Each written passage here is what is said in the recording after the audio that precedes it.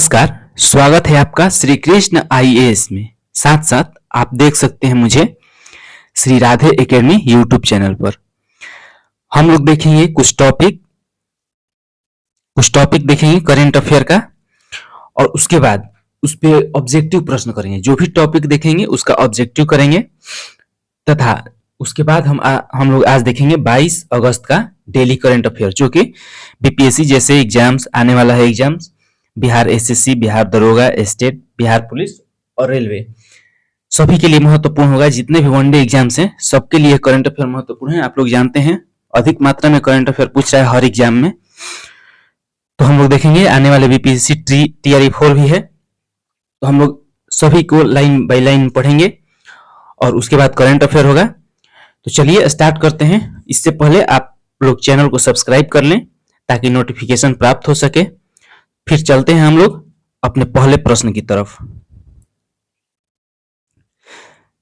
ठीक है, देखिए हम लोग आज टॉपिक क्या है हम लोगों का, संवैधानिक एवं शीर्ष प्रशासनिक पद, यानी कि जितने भी नियुक्ति हुआ है अभी तक 2026 में, जितने भी नए नए नियुक्ति हुआ है, जैसे सूर्यकांत यानी कि मुख्य न्यायाधीश कौन बना है, सूर्यकांत। राष्ट्रपति कौन है, द्रौपदी मुर्मू। वो सब देखेंगे हम लोग। ठीक है, चलिए देखिए पहला क्या है, पहला क्या कह रहा है, भारत के 53वें मुख्य न्यायाधीश यानी कि सीजेआई कौन है, न्यायमूर्ति सूर्यकांत। जो न्यायमूर्ति सूर्यकांत है वो भारत के अभी कौन बने हैं, 53वें मुख्य न्यायाधीश बने हैं। 53वें मुख्य न्यायाधीश के रूप में किसे नामित किया गया है, न्यायमूर्ति सूर्यकांत को। नेक्स्ट देखिए, भारत के 15वें उपराष्ट्रपति भी वर्तमान में कौन है, सीपी राधाकृष्णन। सीपी राधा सबसे महत्वपूर्ण है कि वो उनका क्रम कौन सा है, तो 15वां। सीपी राधाकृष्णन के क्रम कौन सा है, 15वां। राष्ट्रपति कौन है, द्रौपदी मुर्मू। उपराष्ट्रपति कौन है, सीपी राधाकृष्णन। ठीक है, अगला देखिए, मुख्य सूचना आयुक्त। वर्तमान में मुख्य सूचना आयुक्त कौन है, राजकुमार गोयल। और आपसे पूछेगा मुख्य चुनाव आयुक्त कौन है अभी वर्तमान में, ज्ञानेश कुमार। ठीक है, देखिए सूचना आयुक्त कौन है, राजकुमार गोयल। इनको भारत का नया मुख्य सूचना आयुक्त नियुक्त किया गया है। उसके बाद सतर्कता आयुक्त, विजिलेंस कमिश्नर कौन है, प्रवीण वशिष्ठ। इनको सीबीसी यानी कि सतर्कता आयुक्त नियुक्त किया गया है, सीबीसी का। ठीक है, अगला देखिए, रजिस्ट्रार जनरल और जनगणना आयुक्त कौन है, संजीव कुमार। रजिस्ट्रार जनरल और जनगणना आयुक्त कौन है, संजीव कुमार को जनगणना 2027 के लिए भारत का रजिस्ट्रार जनरल और जनगणना आयुक्त नियुक्त किया गया। देखिए कुछ देख लेते हैं जनगणना 2027 के बारे में। यह पहली डिजिटल जनगणना होगा जो 2027 का होगा, पहली डिजिटल जनगणना होगा 2027 में। और देखिए इसका शुभंकर रखा गया है, मैस्कॉट क्या रखा गया है, प्रगति और विकास। प्रगति जो है महिला का नाम है और विकास जो है पुरुष के लिए रखा गया है, तो प्रगति और विकास इसका क्या है, थीम है। उसके बाद 2011 में हुआ था जनगणना, 2011 में उसका थीम क्या था, आदर्श वाक्य क्या था, हमारी जनगणना हमारा भविष्य। हमारी जनगणना हमारा भविष्य उस समय का थीम था। ठीक है, तो अगला इसका क्या होगा, प्रगति और विकास। जनगणना 2027 का क्या हो जाएगा, प्रगति और विकास, और भारत का पहला डिजिटल जनगणना होगा। आगे चलिए, रक्षा एवं सुरक्षा में यानी कि डिफेंस में जितने भी नियुक्ति हुआ है वो हम देखेंगे आगे। इसमें देखिए CDS chief of defence staff कौन है अभी, general N S. Raja Subramani. Chief of defence staff कौन है, जनरल एन.एस. राजा सुब्रमणी। 1 जून 2026 से इनको नियुक्त किया गया है, इनको सीडीएस को, जनरल एन.एस. राजा सुब्रमणी। आपसे पूछ सकता है कि प्रथम सीडीएस कौन थे, जनरल बिपिन रावत। जो बिपिन रावत है प्रथम सीडीएस थे। दूसरा कौन थे, अनिल चौहान। और इनकी क्रम संख्या क्या है, जो जनरल एन.एस. राजा सुब्रमणी है इनकी क्रम संख्या क्या है, तीसरा। ये तीसरा सीडीएस है, जनरल एन.एस. राजा सुब्रमणी। अगला देखिए, थल सेना प्रमुख, चीफ ऑफ आर्मी स्टाफ कौन बने अभी, जनरल धीरज सेठ। जो जनरल धीरज सेठ हैं वो chief of the army staff बने हैं, भारतीय सेना के नए प्रमुख बने हैं। अगला देखिए, नौसेना प्रमुख एडमिरल कृष्णा स्वामीनाथन जो हैं इनको नौसेना प्रमुख बनाया गया है। Chief of the naval staff कौन बने हैं, एडमिरल कृष्णा स्वामीनाथन को भारतीय नौसेना का 27वां प्रमुख, क्रम क्या है इनका, 27वां प्रमुख बनाया गया है। इनसे पहले कौन थे? दिनेश कुमार त्रिपाठी। इनसे जस्ट पहले कौन थे? दिनेश कुमार त्रिपाठी। दिनेश कुमार त्रिपाठी का स्थान कौन लिया है? एडमिरल कृष्णा स्वामीनाथन। तो याद रखेंगे। नौसेना प्रमुख कौन है? एडमिरल कृष्णा स्वामीनाथन। थल सेना प्रमुख है कौन है? जनरल धीरज सेठ। अब आपसे पूछेगा वायुसेना प्रमुख। वायुसेना प्रमुख कौन है? अमरप्रीत सिंह। अमरप्रीत सिंह। जो अमरप्रीत सिंह है वो वायुसेना प्रमुख है। यहां देखिए वायुसेना उप प्रमुख दिया है। उप प्रमुख कौन है? Air marshal Nagesh Kumar. Air marshal Nagesh Kumar जो है उप प्रमुख है। और आपसे पूछेगा वायुसेना प्रमुख कौन है? Chief of the air staff Amarpreet Singh. चलिए अगला देखते हैं। राष्ट्रीय जांच एजेंसी के महानिदेशक कौन है? राकेश अग्रवाल। राकेश अग्रवाल को एनआईए का नया महानिदेशक नियुक्त किया गया है। एनआईए यानी कि राष्ट्रीय जांच एजेंसी। चलिए इतना याद हो गया होगा। आई होप कि इतना याद हो गया होगा। देखिए देख लेते हैं एक बार और रिकॉल कीजिए। चीफ ऑफ डिफेंस स्टाफ कौन है? जनरल एन एस राजा सुब्रमणी। थल सेना प्रमुख कौन है? जनरल धीरज सेठ। नौसेना प्रमुख कौन है? एडमिरल कृष्णा स्वामीनाथन। वायुसेना प्रमुख कौन है? Air marshal Nagesh Kapoor. वायुसेना प्रमुख कौन है? अमरप्रीत सिंह। राष्ट्रीय जांच एजेंसी के महानिदेशक कौन है? राकेश अग्रवाल। चलिए आगे बढ़ते हैं। नेक्स्ट देखिए किससे संबंधित है नियुक्ति? बैंकिंग क्षेत्र से। बैंकिंग और आर्थिक यानी कि बैंकिंग एंड इकोनॉमिक से संबंधित है नियुक्ति। चलिए देखते हैं इस क्षेत्र में किनको किनको नियुक्त किया गया है। देखिए RBI deputy governor. RBI deputy governor कौन है? स्वामीनाथन जानकी रमन को आरबीआई का डिप्टी गवर्नर नियुक्त किया गया है। आपसे पूछ सकता है कि आरबीआई गवर्नर कौन है? आरबीआई गवर्नर आप बताइए कौन है? क्या हो जाएगा? आरबीआई गवर्नर है संजय मल्होत्रा। संजय मल्होत्रा जो है आरबीआई के गवर्नर हैं। आरबीआई का स्थापना जो हुआ था 1935 यानी कि 1935 में हुआ था। यंग हिल्टन कमेटी उस समय कमेटी कौन बना था? यंग हिल्टन कमेटी की सिफारिश पर कब बना था? 1935 में। देखिए यूआईडीएआई के नए सीईओ। यूआईडीएआई क्या है? जो भी आधार कार्ड बनाता है वही संस्था बनाता है यूआईडीएआई। आधार कार्ड बनाता है यूआईडीएआई। इसके सीईओ कौन है? सौरभ विजय। 8 मई 2026 को भारतीय विशिष्ट पहचान प्राधिकरण के सीईओ का पदभार संभाला है। जो सौरभ विजय हैं यूआईडीएआई के सीईओ हैं। अगला देखिए नीति आयोग के पूर्णकालिक सदस्य कौन है? डॉक्टर जोराम अनान्या। जो नीति आयोग के पूर्णकालिक सदस्य हैं डॉक्टर जोराम अनान्या को नीति आयोग में पूर्वोत्तर क्षेत्र से पहली महिला, ये ध्यान रखेंगे, पूर्वोत्तर क्षेत्र से पहली महिला पूर्णकालिक सदस्य नियुक्त किया गया है। किनको? डॉक्टर जोराम अनान्या को। उसके बाद देखिए इसके अध्यक्ष होते हैं पीएम। नीति आयोग के अध्यक्ष कौन होते हैं? पीएम। सीईओ कौन है? सीईओ सबसे महत्वपूर्ण है अनुराग जैन। अनुराग जैन नीति आयोग के सीईओ कौन है? अनुराग जैन। नीति आयोग की स्थापना कब हुआ था? 1 जनवरी 2015 को। कब? 1 जनवरी 2015 को नीति आयोग की स्थापना हुआ था। योजना आयोग की जगह पर नीति आयोग को लाया गया था। जबकि योजना आयोग की स्थापना कब हुआ था? यानी कि योजना आयोग कब बना था? 1950 में, 1950 में योजना आयोग बनाया गया था। उसी के स्थान पे 1 जनवरी 2015 को नीति आयोग कर दिया गया उसका नाम। और वही उसका पीएम अध्यक्ष कौन होता है? पीएम होते हैं। सीईओ कौन है अभी वर्तमान में? अनुराग जैन। और नीति आयोग के पूर्णकालिक सदस्य कौन है? डॉक्टर जोराम अनान्या। चलिए आगे बढ़ते हैं। सेबी का पूर्णकालिक सदस्य किनको बनाया गया है? सेबी का पूर्णकालिक सदस्य कौन है? देखिए संदीप प्रधान। संदीप प्रधान को सेबी का पूर्णकालिक सदस्य बनाया गया है, जो कि पूंजी बाजार नियामक यानी कि security exchange board of India का पूर्णकालिक सदस्य नियुक्त किया गया है। किनको? संदीप प्रधान को।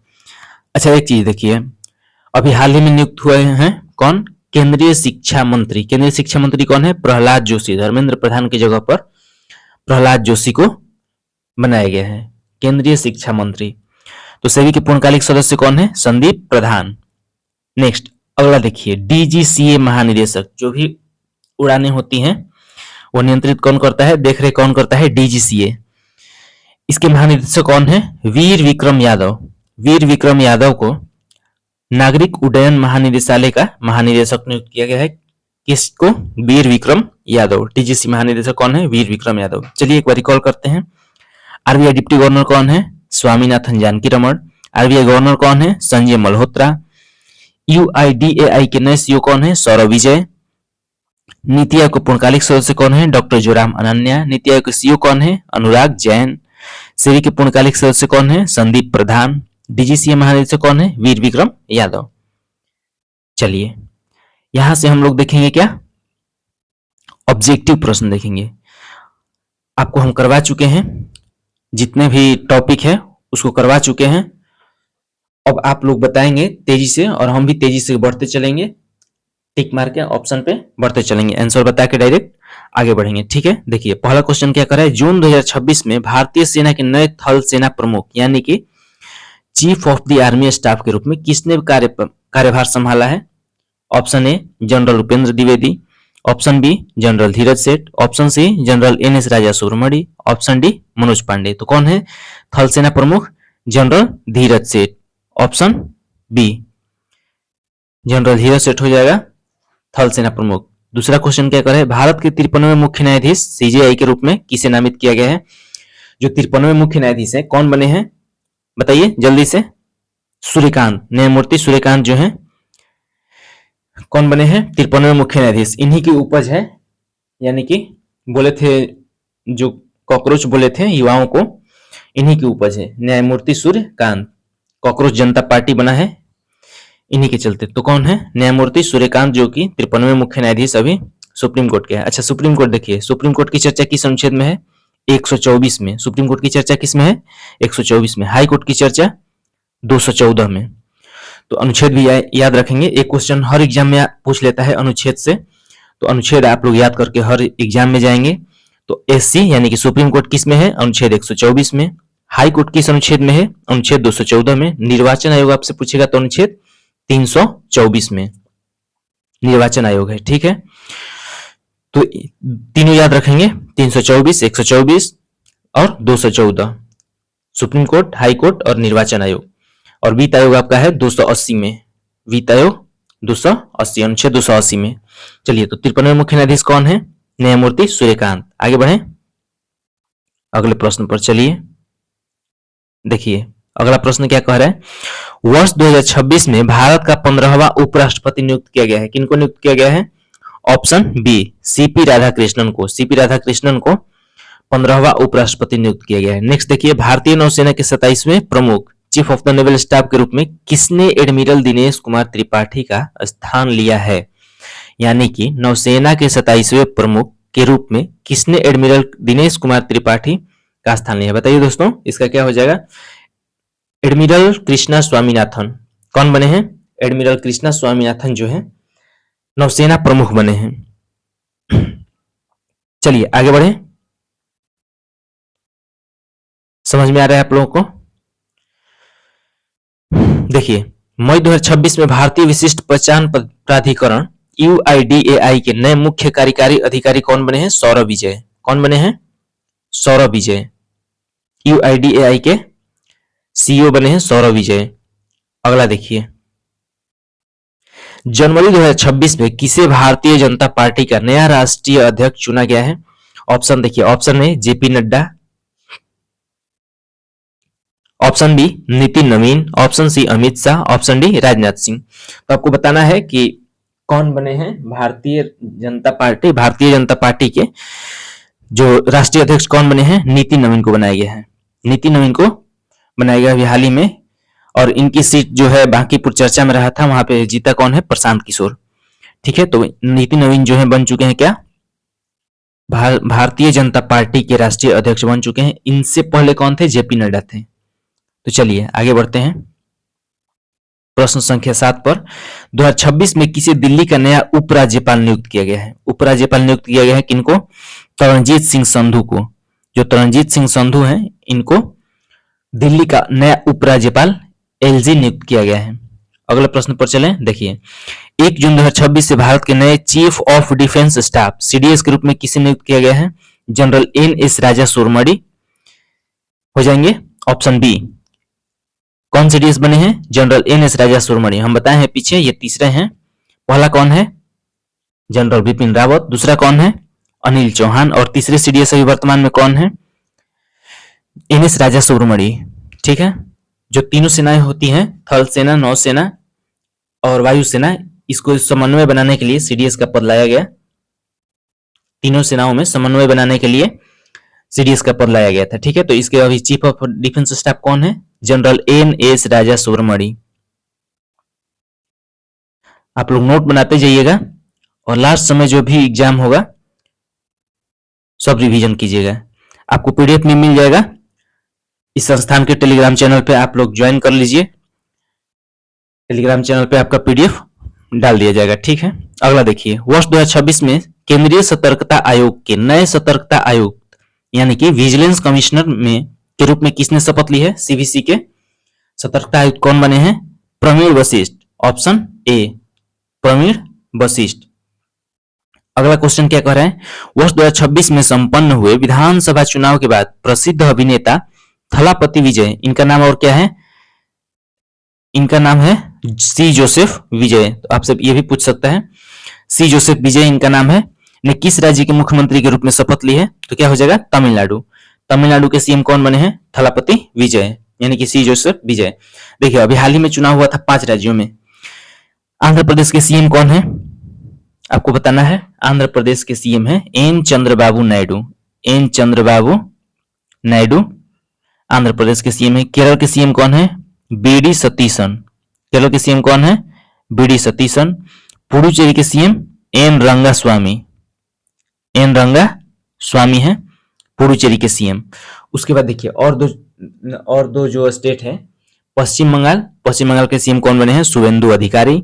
और एक असम में चुनाव हुआ था, वहां वो कौन बने हैं? हेमंता बिश्व शर्मा।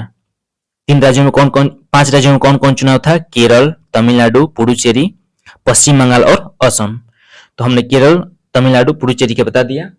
उसके बाद पश्चिम बंगाल का भी बताया है, कौन है? शुभेंदु अधिकारी।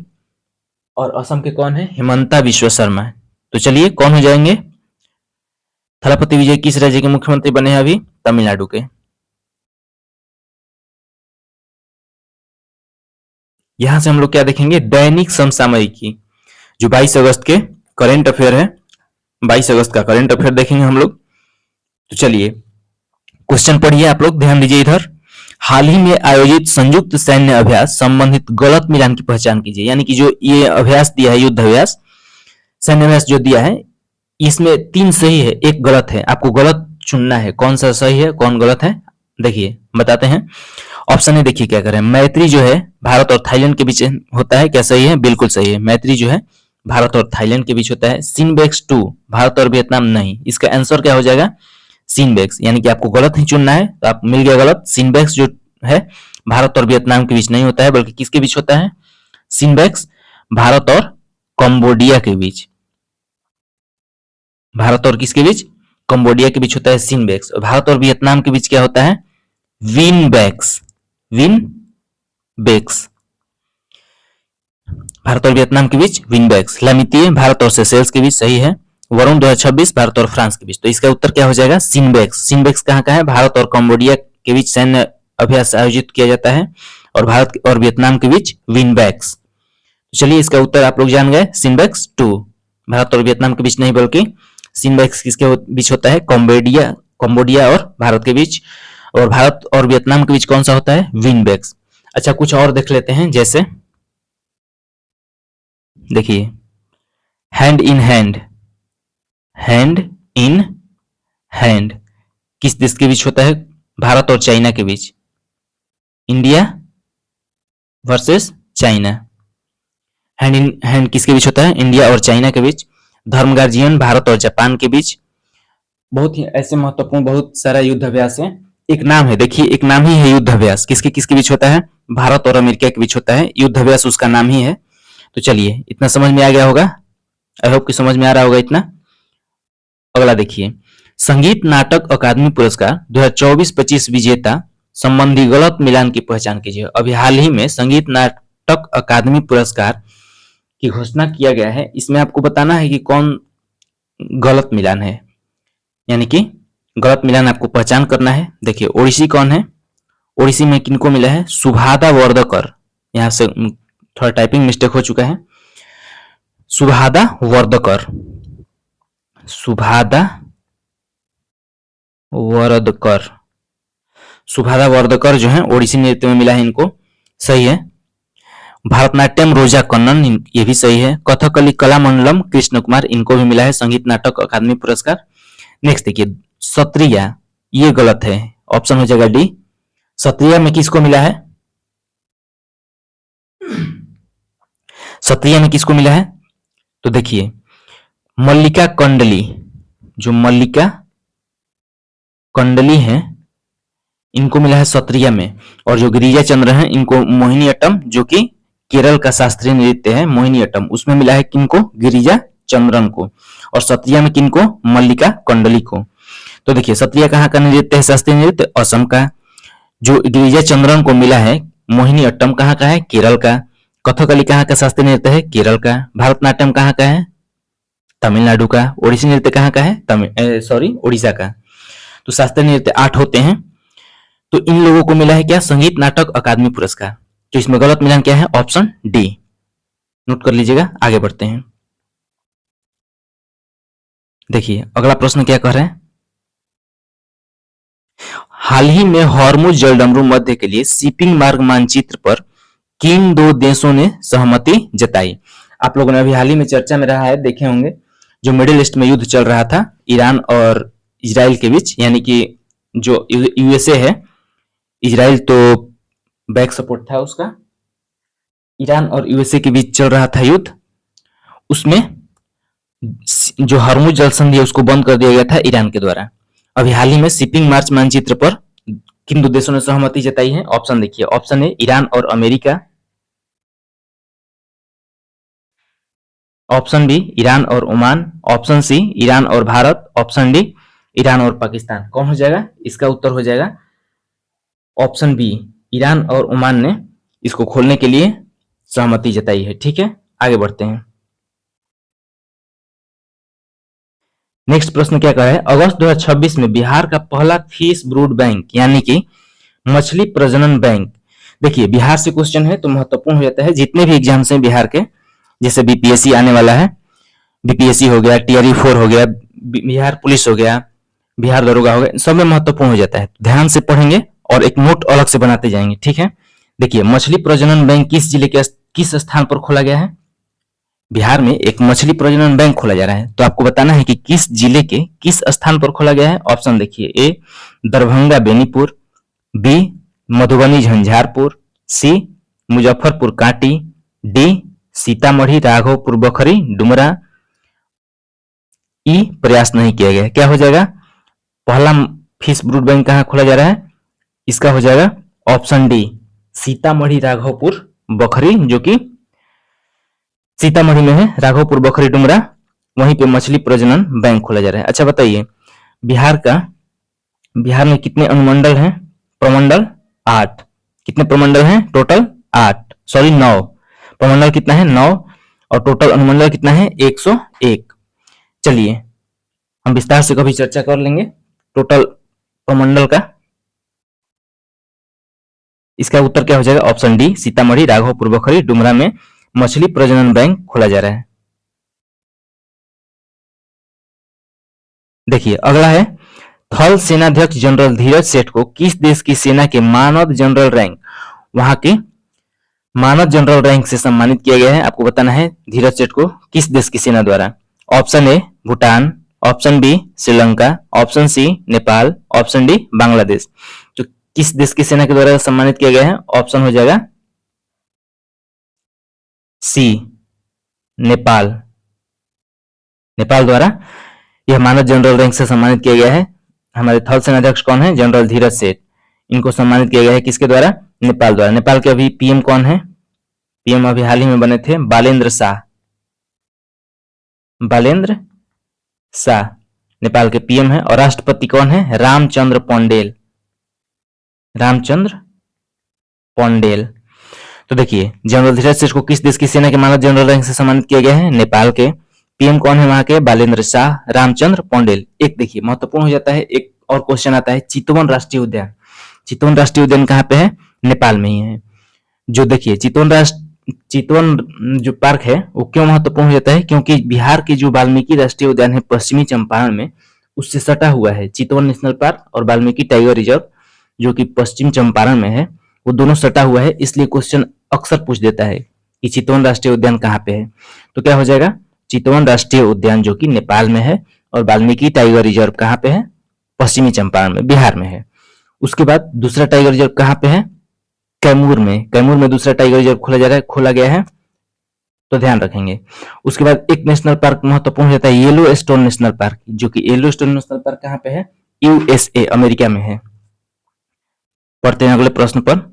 देखिए, विश्व मानवीय दिवस यानी कि world humanitarian day observe every year, यानी कि विश्व मानवीय दिवस हर साल कब मनाया जाता है। ऑप्शन देखिए, 18 अगस्त, 19 अगस्त, 20 अगस्त, 21 अगस्त। तो बताना है आपको मानवीय दिवस कब मनाया जाता है। इसका उत्तर क्या हो जाएगा, 19 अगस्त को। 19 अगस्त को विश्व मानवीय दिवस मनाया जाता है। इसी में एक और दिवस मनाया जाता है, आपको बताना है। देखिए, 20 अगस्त को कौन सा दिवस मनाया जाता है, अक्षय ऊर्जा दिवस, अक्षय ऊर्जा दिवस। और एक मनाया जाता है सद्भावना दिवस, जो कि राजीव गांधी की जयंती पर मनाया जाता है, सद्भावना दिवस। तो वर्ल्ड ह्यूमैनिटेरियन डे कब मनाया जाता है, 19 अगस्त को। इसी दिन फोटोग्राफी डे, फोटोग्राफी डे भी मनाया जाता है। वर्ल्ड फोटोग्राफी डे 19 अगस्त को ही मनाया जाता है। चलिए, हम लोग देख चुके हैं 20 अगस्त को क्या क्या, अक्षय ऊर्जा दिवस और एक सद्भावना दिवस। उसके बाद 19 अगस्त को विश्व मानवीय दिवस, मानवता दिवस, और वर्ल्ड फोटोग्राफी डे। ठीक है, आगे बढ़ते हैं। जल जीवन मिशन को 2026 में 7 साल पूरे हो गए हैं। यह मिशन किस वर्ष शुरू किया गया था, अभी 2026 में जल जीवन मिशन जो स्टार्ट किया गया था उसके 7 साल पूरे हो चुके हैं। तो आपको बताना है कि यह मिशन कब शुरू किया गया था। ऑप्शन देखिए, ऑप्शन है 2019, 2020, 2021 और 2018।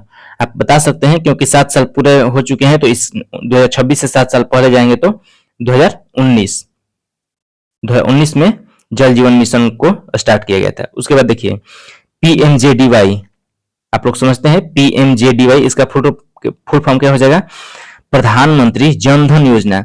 कब स्टार्ट किया गया था, जब मोदी सरकार आया 2014 में, मोदी गवर्नमेंट के आते ही प्रधानमंत्री जन धन योजना लागू किया गया। जो कि यह योजना क्या है, सभी को अकाउंट खुलवाना, सभी के जीरो बैलेंस पर अकाउंट खुलवाना, यही उसका मुख्य उद्देश्य था प्रधानमंत्री जन धन योजना का, जो कि 2014 में लाया गया।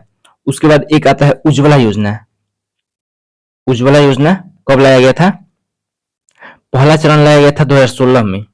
उज्ज्वला योजना क्या है, मुफ्त एलपीजी कनेक्शन देना उज्ज्वला योजना का मुख्य उद्देश्य है, जो कि 2016 में पहली चरण लाया गया था। कहां से स्टार्ट किया गया था, आपसे क्वेश्चन पूछ सकता है कि जो पहला चरण उज्ज्वला योजना का पहला चरण है किस जगह से स्टार्ट किया गया था, तो यूपी के बलिया जिला से, बलिया जिला से पहला चरण स्टार्ट किया गया था। उसके बाद आपसे पूछेगा दूसरा चरण कहां से स्टार्ट किया गया था, तो यूपी में ही महोबा डिस्ट्रिक्ट है, वहां से स्टार्ट किया गया था उज्ज्वला 2.0, यानी कि दूसरा चरण कहां से, महोबा यूपी से। पहला चरण कहां से, बलिया। तो कब स्टार्ट किया गया था जल जीवन मिशन, 2019 में। नेक्स्ट आगे बढ़ते हैं, अगला प्रश्न देखिए, 17 अगस्त 2026 ईस्वी को नई दिल्ली स्थित अफगान दूतावास द्वारा अफगानिस्तान पर तालिबान के नियंत्रण के 5 वर्ष पूरे होने के अवसर पर आयोजित अपने पहले सार्वजनिक, क्या मनाए हैं ये लोग, विजय दिवस। जो नई दिल्ली में अफगान दूतावास है वहां पे विजय दिवस स्वागत समारोह की मेजबानी किसने की। ऑप्शन देखिए, ऑप्शन ए शेर मोहम्मद अब्बास अस्तानिकजई, मुफ्ती नूर Ahmad Noor, Amir Khan Muttaqi, option D Suhail Hasin, option E प्रयास नहीं किया गया। तो क्या हो जाएगा, इसका हो जाएगा मोहम्मद नूर, मुफ्ती नूर अहमद नूर, ऑप्शन बी हो जाएगा। ये अध्यक्ष हैं, इन्होंने मेजबानी की है, विजय दिवस मनाया है, जो कि जब आजाद हुआ था, यानी कि यूएसए को भगाया था वहां से, अफगानिस्तान से, और सरकार तालिबान सरकार वहां पे आया था, उसी के उपलक्ष्य में 17 अगस्त 2026 को मनाया गया है कौन सा दिवस, विजय दिवस, अफगानों द्वारा। तो इसके मेजबानी कौन, स्वागत समारोह में मेजबानी कौन किए हैं, मुफ्ती नूर अहमद नूर। चलिए आगे चलते हैं, अगला क्वेश्चन महत्वपूर्ण हो जाता है। उत्तर प्रदेश के झांसी जिले में बेतवा नदी पर स्थित लगभग 140 वर्ष कौन बांध है, पारीछा बांध को अगस्त 2026 में किस अंतरराष्ट्रीय संस्था द्वारा विश्व धरोहर सिंचाई संरचना के रूप में मान्यता दी गई है।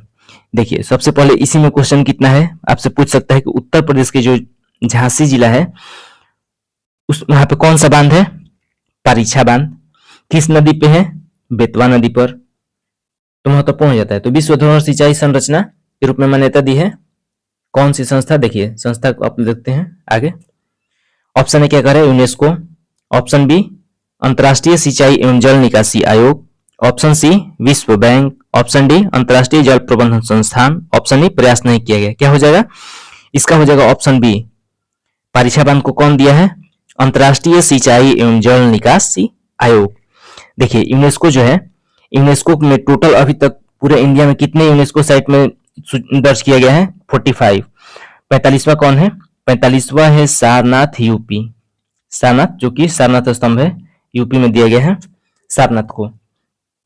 अब हो जाता है बिहार से, देख लेते हैं बिहार से महत्वपूर्ण क्या हो जाता है। 2 अभी तक मिल चुका है यूनेस्को में, कौन कौन, एक महाबोधि मंदिर परिसर,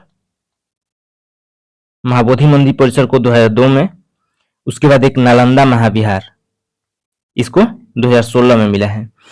तो 2 मिल चुका है यूनेस्को साइट में, महाबोधि मंदिर जो कि 2002 में मिला है, सूची में दर्ज किया गया है यूनेस्को साइट में, और दूसरा कौन है, नालंदा महाविहार जो कि 2016 में दर्ज किया गया है। उसके बाद आपसे पूछ सकता है रामसर साइट कितना है, बिहार में रामसर साइट टोटल कितना मिला है, 6 रामसर साइट मिला है, तो उसको भी आप लोग ध्यान देंगे। तो इसका उत्तर क्या हो जाएगा, अंतर्राष्ट्रीय सिंचाई एवं जल निकासी आयोग उसको दर्जा दिया है, किसको, पारीछा बांध को। पारीछा बांध कहाँ है, यूपी में है, यूपी के झांसी जिला में है, और किस नदी पे पूछेगा आपसे, तो बेतवा नदी पे। अगले प्रश्न की तरफ चलते हैं, शायद आप लोग को समझ में आ रहा होगा, और समझ में आ रहा है तो वीडियो को लाइक अवश्य करें, शेयर करें और सब्सक्राइब कर लें, ताकि जो भी वीडियो हम अपलोड करें आपके पास पहुंचे। देखिए अगला प्रश्न है, 75 वर्ष की उम्र में किस प्रसिद्ध मूर्तिकार का निधन हुआ है। अभी हाल ही में उनका निधन हो चुका है, जो कि 75 वर्ष की उम्र में वह एक मूर्तिकार है। किन कौन है, ऑप्शन देखिए, option A Chandrashekhar Y Shilpi, option B Munappa Vadigar, option C K G Subramanyam, option D Ram V Sutar. तो कौन हो सकते हैं, option A Chandrashekhar Y Shilpi का हाल ही में निधन हो चुका है। कहाँ के हैं, कर्नाटक के, कर्नाटक के हैं, कौन मूर्तिकार हैं, चंद्रशेखर वाई शिल्पी। अभी अच्छा देखिए सीएम कौन है कर्नाटक के, डीके शिव कुमार, डीके शिव कुमार जो है कर्नाटक के सीएम हैं। एक महत्वपूर्ण ऑप्शन डी में देख रहे होंगे, राम वी सुतार दिया है, ये बहुत ही महत्वपूर्ण हो जाते हैं, ये भी मूर्तिकार हैं, और इन्होंने स्टेच्यू ऑफ यूनिटी का, स्टेच्यू ऑफ यूनिटी कितना मीटर ऊंचा है, 182 मीटर। स्टेच्यू ऑफ यूनिटी जो मूर्ति है सरदार वल्लभ भाई पटेल का, अहमदाबाद गुजरात में, उसका निर्माण किसने किया था, राम वी सुतार ने, और ऊंचाई कितना है स्टेच्यू ऑफ यूनिटी का, 182 मीटर। तो इसका क्या हो जाएगा, जो चंद्रशेखर वाई शिल्पी हैं उनका हाल ही में निधन हो चुका है 75 वर्ष की उम्र में, वह एक प्रसिद्ध मूर्तिकार है, कहाँ के, कर्नाटक के हैं। तो ऑप्शन हो जाएगा ए। चलिए आई होप कि आप लोगों को समझ में आया होगा, और आज के लिए इतना ही।